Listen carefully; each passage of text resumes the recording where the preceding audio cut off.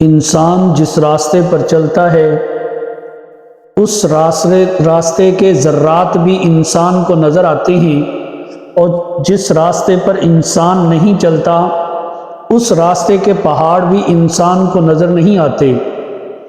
میرے بھائیوں، یہ دنیا ایک امتحان گاہ ہے، یہ تماشا گاہ نہیں، یہ سیر گاہ نہیں، بلکہ یہ آرام گاہ بھی نہیں ہے، یہ تو امتحان گاہ ہے۔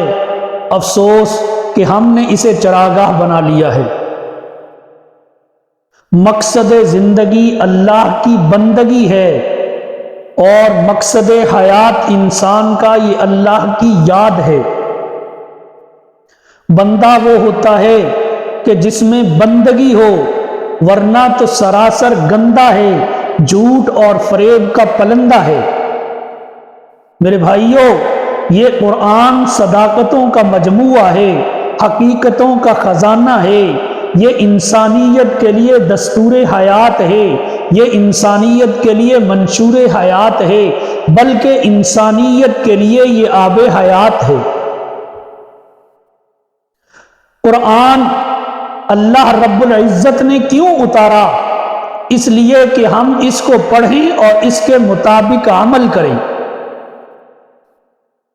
اللہ رب العزت نے ہمیں یہ کتاب دی ہے، یہ راہ ہدایت ہے، اس کو لے کر ہم نے چلنا ہے، اس کے بتائے ہوئے طریقوں کے اوپر ہم نے چلنا ہے، یہ ہماری رہنمائی کرتی ہے۔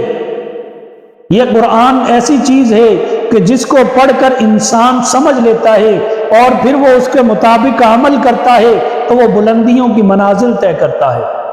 یہی وہ قرآن ہے جس کے ذریعے اللہ رب العزت نے بہت سی قوموں کو عروج پر پہنچا دیا، اور یہی وہ قرآن ہے جس کے ذریعے سے اللہ رب العزت نے بہت سی قوموں کو پست کر دیا، ذلیل کر دیا۔ میرے دوستو، یہ قرآن اللہ رب العزت کی بہت بڑی نعمت ہے جو اللہ رب العزت نے ہمیں عطا کی ہے۔ ہم اس کو سمجھ کر پڑھیں تو صحیح، ہم اس پہ عمل کر کے تو دیکھیں، پھر دیکھنا یہ ہمیں کیسے بلندیوں پہ لے کے جاتا ہے، کیسے ترقی کی منازل یہ طے کرواتا ہے ہم سے۔ ملکہ وکٹوریہ جو برطانیہ کی ملکہ تھی، اس کے سیکرٹری نے اسے کہا کہ میڈم، ہم نے مسلمانوں کے اوپر بہت محنت کی ہے۔ پوچھا کس بات کی محنت کی؟ کہا اس بات کے اوپر ہمارے سالہ سال لگ گئے، دن رات ایک کر کے ہم نے ان میں محنت کی۔ کس چیز کی محنت کی؟ کہ ہم مسلمانوں کو یا مسلمانوں سے قرآن کی سمجھ کو چھین لیں۔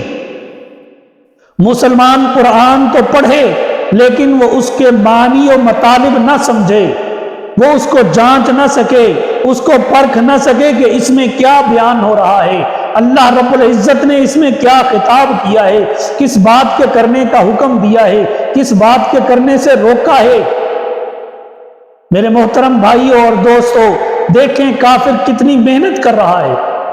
وہ کہتا ہے کہ اتنے سالوں کی محنت کے بعد آج ہم کامیاب ہو گئے کہ مسلمان قرآن کو پڑھتا تو ہے لیکن وہ اس کو سمجھتا نہیں ہے کہ اس کا اللہ اسے اس کتاب میں کیا کہہ رہا ہے، اس کے اللہ کا فرمان کیا ہے اس کتاب میں، وہ اس چیز کو سمجھتا نہیں ہے۔ ہم نے مسلمانوں سے سمجھ کھینچ لی ہے کہ وہ اس کی طرف توجہ ہی نہیں دیتے، ہم اس چیز میں کامیاب ہو گئے ہیں۔ میرے محترم دوستو، یہ زندگی جو انسان کو ملی ہے، یہ انسان کو اپنی زندگی کچھ اصول و ضوابط کے مطابق گزارنی ہے۔ بے اصولی کی زندگی پر کبھی بھی اللہ کی مدد نہیں اترتی۔ یہ تو حیوانوں کی زندگی ہے، اور انسان تو اشرف المخلوقات ہے، اس کی زندگی کا ایک نظام ہے۔ نہ تو انسان اپنی مرضی سے آیا ہے اور نہ ہی انسان اپنی مرضی سے اس دنیا سے جاتا ہے۔ وہ آیا بھی اس کی مرضی سے، جب اس دنیا سے جانا ہے تو جانا بھی اسی کی مرضی سے ہے۔ انسان کا دل نہیں کرتا کہ وہ اس دنیا کو چھوڑ کر جائے۔ انسان اس دنیا کی رنگینیوں میں مست ہو گیا ہے، انسان کا دل نہیں کرتا کہ وہ جائے یہاں سے، نہ اپنی مرضی سے اس دنیا میں آیا، نہ اپنی مرضی سے اس دنیا سے جائے گا، تو اس کو اس بات کا حق نہیں ہے کہ وہ درمیان والی جو ٹھہرنے والی تھوڑی سی زندگی ہے اس میں اپنی مرضی کرے، ایسا اس کو اختیار نہیں دیا گیا۔ مرضی صرف اللہ رب العزت کی چلے گی۔ اگر وہ اللہ کی نہیں مانے گا، اپنی مانے گا، اپنی مان کر چلے گا تو وہ نقصان کرے گا اپنا بھی، اور اگر وہ اللہ کی مان کر چلے گا تو اس دنیا میں بھی کامیاب ہو جائے گا اور کل آخرت میں بھی کامیاب ہو جائے گا۔ انسان کی کچھ ضروریات ہیں اور کچھ مقصد ہیں، مقاصد بھی انسان کی ہیں، ضروریات بھی ہیں، لیکن دونوں چیزوں میں فرق ہے۔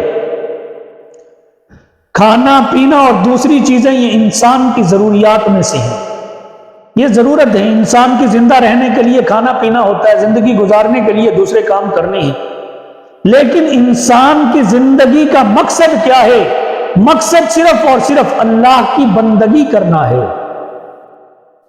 ہر گزرنے والا دن انسان کی زندگی کا ایک ورق ہے، اب انسان چاہے اس پہ برائی لکھے یا اچھائی لکھے، یہ انسان کے اختیار میں ہے۔ اگر تو وہ اس دن نیک اعمال کرے گا، اگر وہ اس دن نیکیاں کرے گا، اچھے کام کرے گا، فلاحی کام کرے گا، دین کے مطابق کام کرے گا، تو اس کی زندگی کے ورق میں نیکیوں کا اضافہ ہوگا، اور اگر برے کام کرے گا، لوگوں کی برائی کی طرف ان کو کھینچ کر لائے گا، اپنے افعال برے کرے گا، تو یہ اس کے لیے ناکامی اور نامرادی ہے، اور اس کی زندگی کے ورق کے اوپر برائی لکھی جائے گی۔ میرے محترم دوستو، یہ انسان کے اپنے اختیار میں ہے کہ وہ کیا کتاب لکھ رہا ہے۔ کل قیامت والے دن یہی کتاب اس کے سامنے کھول کر پڑھی جائے گی، اور ایک ایک چیز اس کے سامنے رکھی جائے گی۔ پھر وہ کہے گا انسان اپنی زبان حال سے کہے گا کہ یا اللہ، یہ کیسی کتاب ہے کہ جس نے میری زندگی کا کوئی ایک لمحہ بھی نہیں چھوڑا، سب کچھ بیان کر کے رکھ دیا ہے۔ لا یغادر صغیرۃ ولا کبیرہ، نہ اس نے کوئی چھوٹی بات چھوڑی ہے اور نہ ہی اس نے کوئی بڑی بات چھوڑی ہے، چھوٹی بڑی سب بیان کر کے رکھ دی ہیں۔ تو انسان نے زندگی گزارنی ہے اللہ رب العزت کے بتائے ہوئے طریقوں کے مطابق، اور اس کے رسول صلی اللہ علیہ وسلم کے بتائے ہوئے طریقوں کے مطابق۔ مولانا احمد علی لاہوری رحمۃ اللہ علیہ اپنے درس میں عجیب بات فرماتے تھے، وہ اکثر فرمایا کرتے تھے کہ میں ایک دفعہ بازار میں گیا تو ایک مجذوب سے ملا، ایک اللہ والے سے ملا، تو مجھے کہتا ہے احمد علی انسان کہاں چلے گئے؟ تو میں نے ادھر ادھر دیکھا، میں نے کہا یہ دیکھیں انسان پھر رہے ہیں۔ تو اس نے اپنے دل کا اثر میرے اوپر ڈالا، اندرونی توجہ میرے اوپر ڈالی، تو مجھے کوئی بھی انسان نظر نہ آیا، کوئی کتا، کوئی بھیڑ، کوئی بلی، کوئی کچھ نظر آنے لگ گیا۔ یہ اس کا باطنی اثر تھا۔ اس کے بعد اکثر فرمایا کرتے تھے کہ مالک تو سب کا ایک ہے، مگر مالک کا کوئی ایک، ہزاروں میں نہیں لاکھوں میں ایک۔ کوئی بندہ ہے جو اللہ کی بندگی صحیح طریقے پہ کرے، وہی انسان ہے۔